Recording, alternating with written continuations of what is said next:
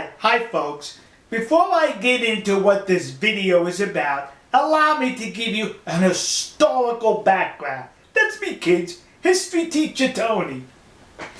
In Asia, between Japan and Russia, there is a chain of islands. That's them, kids. Those are the islands. I think the whole chain is called the Kuril Islands. And over the years, ownership has switched among those islands. But basically, they're Japanese islands. The Japanese laid claim to most of those islands.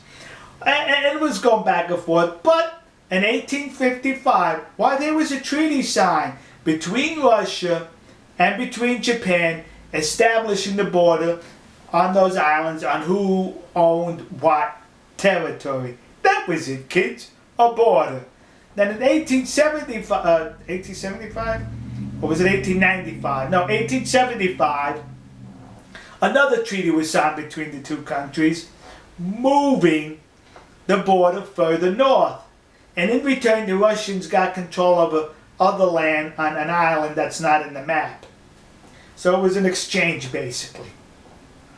So these islands remained under Japanese control until 1945. The end of the Second World War. The Russians, the Soviets, were not involved in the war in the Pacific.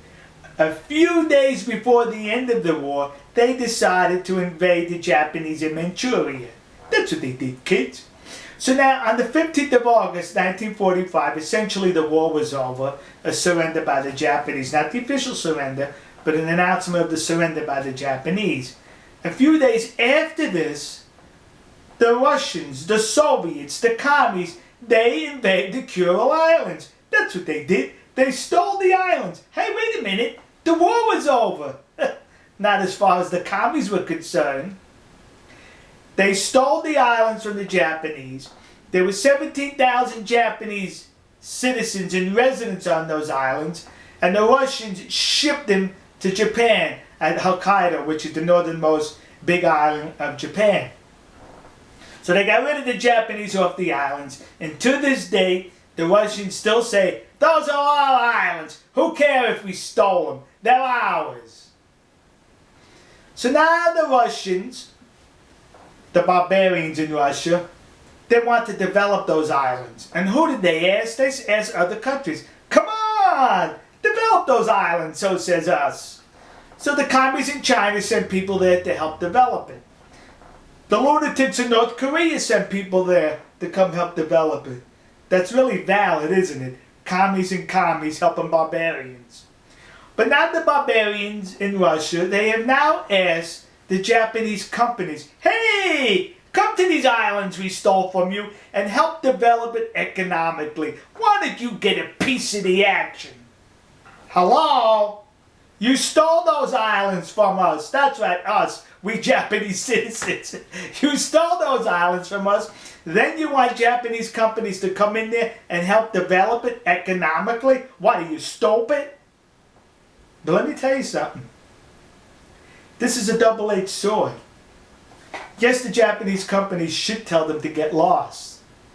But if the Japanese companies are allowed to and do develop into that area, you Russians better watch out. These are not stupid people you're dealing with. We'll see you. God bless you. God bless America. And God bless the nation you happen to be in. See ya.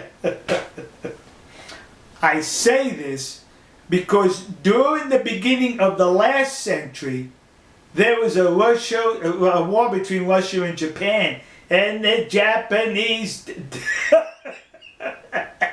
they absolutely destroyed Russia.